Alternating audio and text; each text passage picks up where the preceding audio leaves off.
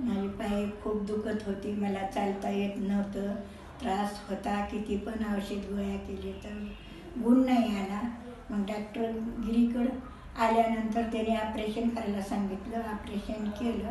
आता काही त्रास नाही.